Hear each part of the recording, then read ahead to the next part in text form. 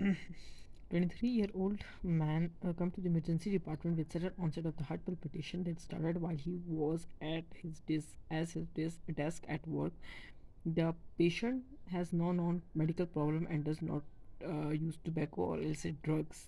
He drinks alcohol occasionally on weekends. Initially, blood pressure is 110 by 70 mmHg and pulse is 160 and it's regular. Gentle neck massage just below the ankle of right mandible provide immediate improvement of his conditions. His blood pressure is now 120 by 80 mm of Hg and pulse is 75. Which of the following mechanism is responsible for the improvement of this patient condition? सबसे पहले ये है कि हमारे पास जो है इन्होंने एक एमसीक्यू दी है। ये हमारे पास ये बहुत इंपॉर्टेंट एमसीक्यू है, डिफरेंट एग्जाम्स पेपर्स में आ सकता है। ठीक है, ये पार्ट 1 स्टेप 1 ये हर एक उसके लिए एग्ज़ाम के लिए एक इंपॉर्टेंट एमसीक्यू है। इसमें सबसे पहले हमसे ये पूछा जा रहा है कि इमरजेंसी में एक बंदे को लाया गया है sudden onset of the palpitation के साथ। ठीक है, और वो जो है उसकी कोई पास्ट ऐसी कोई हिस्ट्री नहीं है, लेकिन उसकी ये है कि वीकेंड पे वो जो है ओरिजिनल अल्कोहल ड्रिंक हिस्ट्री उसकी है।